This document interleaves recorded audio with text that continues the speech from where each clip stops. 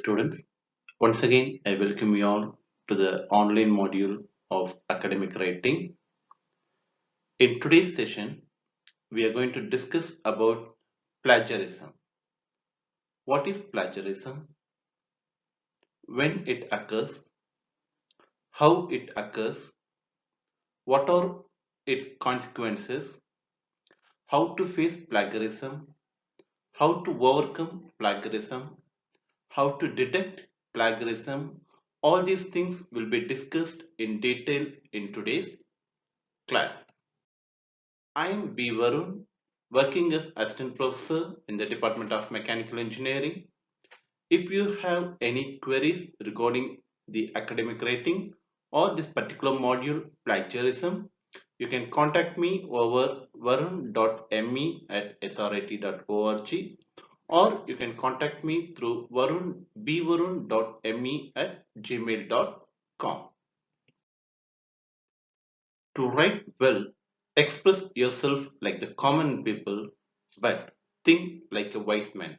As Aristotle said, if you want, whenever you want to write an academic report, you should think or you should express your views as a common man, but you should think like a wise man.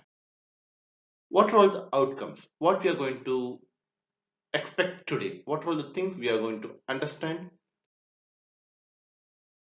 We are going to discuss about the concept of plagiarism or importance of plagiarism, different types of plagiarism, and consequences of plagiarism in detail. Today's lesson plan or today's plan. In the first phase, we are going to discuss in detail about the introduction and definition of plagiarism.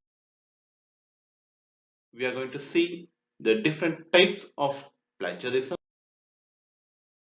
We are going to discuss some of the case studies about the plagiarism. What is plagiarism? Plagiarism is academic or literary theft. It's simply speaking, it's if we are going to steal someone's knowledge or someone's contents from the source, either from internet or either from any other journals or either from any source or any social media networks. If we take someone's knowledge, it's called plagiarism in academics. Plagiarism occurs when someone uses other person's knowledge, language, methodology, diagrams, procedure, or whatever it may be related to the academic context without the concern of the owner or without the concern of the person to whom it belongs to. When plagiarism occurs, it creates a shame to the person. When we caught, the person who plagiarized will be ashamed. Here we can see is simply copying from the sources available from the internet is called plagiarism, or plagiarism is the act of presenting others work as your own work. Whatever the contents we are taking from the uh, internet, it should be properly acknowledged.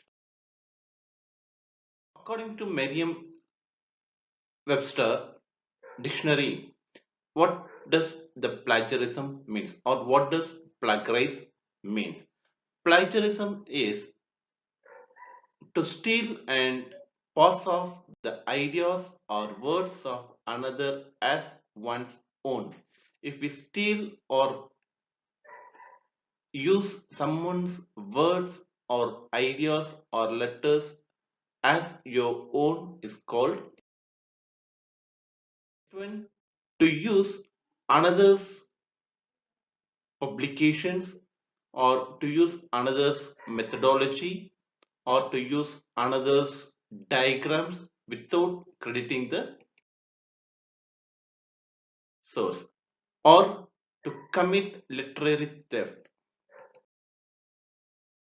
Present as new and original an idea or product derived from the existing source. If we take the contents from the existing source and present as the new one is called plagiarism. What we are supposed to do without what we are supposed to do when we don't want to commit plagiarism. You should not take or reproduce anything from the internet or source or journals. If there is a necessity to take the contents or to take the modules from the web source or any other journal, you should properly acknowledge the same in the acknowledge section. Now, when you are discussing about plagiarism, there are so many questions comes into our mind. The first and foremost question is whether plagiarism is wrong or right. The answer is it's wrong because it is a theft. It's wrong. It's a academic misconduct. Second frequently asked question is, can we copy from internet? No, we cannot copy anything from internet at any cost, whatever it may be.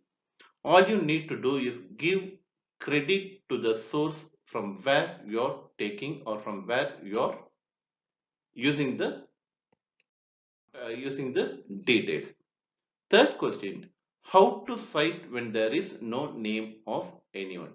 Sometimes it may happen that there is no name of the author, but there must be something which you can be cited, either the link or either the address or either the journal name or either the book name. Whatever you have, you should. If we are not properly acknowledge the same, it's called plagiarized. Next question, what happens if two or more persons get the same idea at the same time and they were unaware about it? Will they be accused of plagiarism? In general, it's very difficult or it's very uncertain that two or more persons get the same idea, same time, same journal, same conference, etc. Definitely, there will be some chances of differentiating the same, either the publication date or either the submission date or either the conference date. Any there may be a chances of differentiating the two different publications. Here you can discuss how these two documents can differ each other dated. Next question, how to do citation when everyone knows it. Citation is a common knowledge. Whenever we are taking the resource from outside, it should be properly acknowledged. And if you're dealing with the subject specific common knowledge, you should have a small amount of backup information that can be cited or that can be used as a reference material or that can be used in the reference section. Next question or next topic, why do we plagiarize? Why? What is the need? Why this plagiarism occurs in academic writing? Academic writing. We are going to see why it happens in. First one is because of steady pressure among the students or among the researchers. It's one of the reasons why the students plagiarized in academic writing. Students normally doing this plagiarism in their project report or academic report. Students are busy with so many things like either assignments, presentations, exam, midterm exam, semester exams, and all. So they don't have enough time to complete. They don't have enough time to think about their research. So the because of the steady pressure, there may be chances of. Next one, disorganization. Disorganization is when many things going in your mind, what to do or when not to do, what not to do. When so many things runs in your mind, it's automatically it leads to plagiarism. What to do later, So we don't know anything about, the mind is not clear. So when your mind is not properly organized, there may be chances of plagiarism. Next one, poor study habits. Why plagiarism occurs? Plagiarism occurs because of poor study habits. When students do not take much interest in their research or work, so where research or work, if students are not really interested to do a project or not interested to publish a paper, then there may be a chances of plagiarism. They just take it very casually and try to find an easy way for submission or completing the task to get either degree or to get either marks. So poor study habits leads to plagiarism.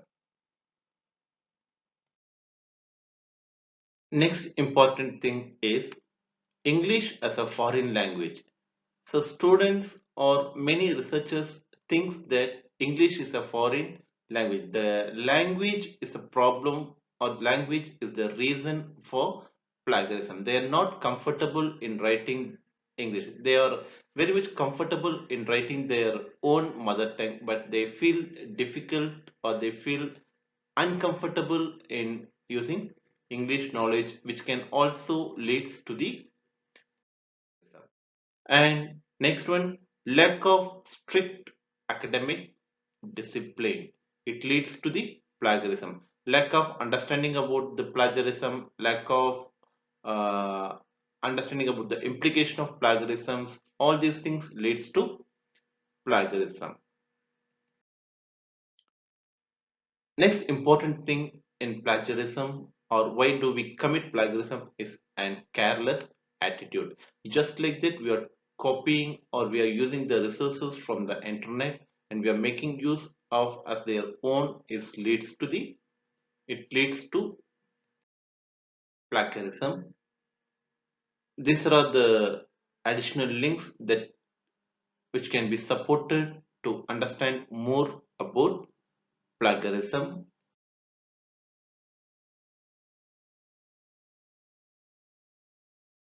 To thank the Swayam academic writing board for their materials. All these materials I have taken from the Swine.